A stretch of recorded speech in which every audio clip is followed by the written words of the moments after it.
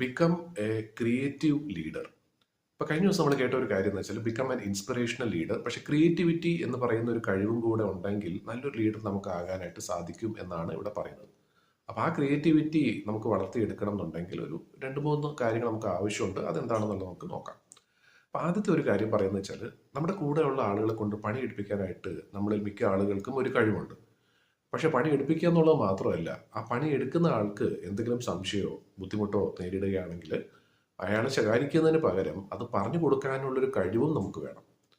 അതിന് തീർച്ചയായിട്ടും ആ പണി എന്താണെന്നുള്ളത് നമ്മൾ അറിഞ്ഞിരിക്കണം. നമുക്ക് അത് ചെയ്തുള്ള ഒരു എക്സ്പീരിയൻസും വേണം.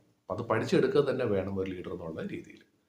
അല്ലെങ്കിൽ എന്താ പറ്റുമെന്ന് വെച്ചാൽ ഒരു ബോസ് അല്ലെങ്കിൽ ലീഡർ എന്നുള്ളതിൽ തമ്മിൽ വ്യത്യാസമില്ലാത്ത ഒരു അവസ്ഥ വരും. പണിയെടുപ്പിക്കുന്ന ആൾ മാത്രമാണ് ഒരു ബോസ്, പക്ഷേ വഴി കാണിച്ചു കൊടുക്കുന്ന ആളാണ് ലീഡർ എന്നുള്ള ഒരു സത്യം കൂടെ ഒന്ന് മനസ്സിലാക്കി വെക്കുക.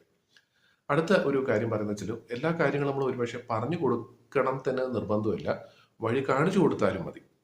എന്നുവെച്ചാൽ സ്വന്തമായിട്ട് അവർക്ക് ആ ബുദ്ധിമുട്ടിൻ്റെ ഉത്തരം എന്താണെന്നുള്ളത് കണ്ടുപിടിച്ചെടുക്കാനുള്ള വഴി നമ്മൾ കാണിച്ചു കൊടുക്കുകയാണെങ്കിൽ ഭാവിയിൽ ഇതുപോലുള്ള ബുദ്ധിമുട്ട് വരുമ്പോൾ അവർ നമ്മളെ ഡിപ്പെൻഡ് ചെയ്യാതെ സ്വന്തമായിട്ട് അതിനുള്ളൊരു ഉത്തരം തേടും എന്നുള്ളതാണ് സത്യം.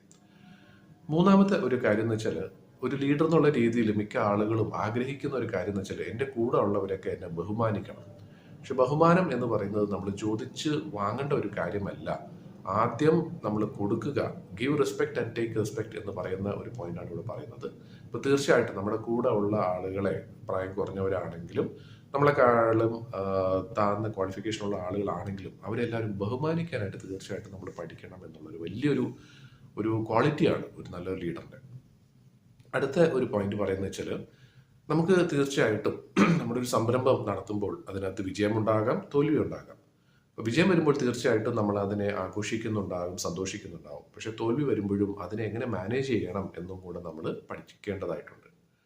പിന്നെ അവസാനത്തെ ഒരു പോയിന്റ് പറയുന്നത് എന്താ വെച്ചാൽ നമ്മൾ ഒരു കാര്യത്തിൽ വിജയം നേടിക്കഴിഞ്ഞാൽ നമ്മുടെ എളിമ എന്ന് പറയുന്നത് വളരെ വളരെ ഇമ്പോർട്ടൻ്റ് ആയിട്ടുള്ളൊരു പോയിന്റാണ്. കാരണം മിക്ക ആളുകളും ആ ഒരു അവസരത്തിൽ ആ ഒരു കാര്യം ഒരുപക്ഷെ മറന്നു പോയിട്ടുണ്ടാകാം. അപ്പോഴാണ് ശരിക്കും പറഞ്ഞാൽ നമ്മൾ ഒരു ലീഡർ എന്നുള്ളതിനും ഉപരി ഒരു അഹങ്കാരിയായിട്ട് മാറുന്നത് ആ ഒരു സന്ദർഭത്തിലാണ്.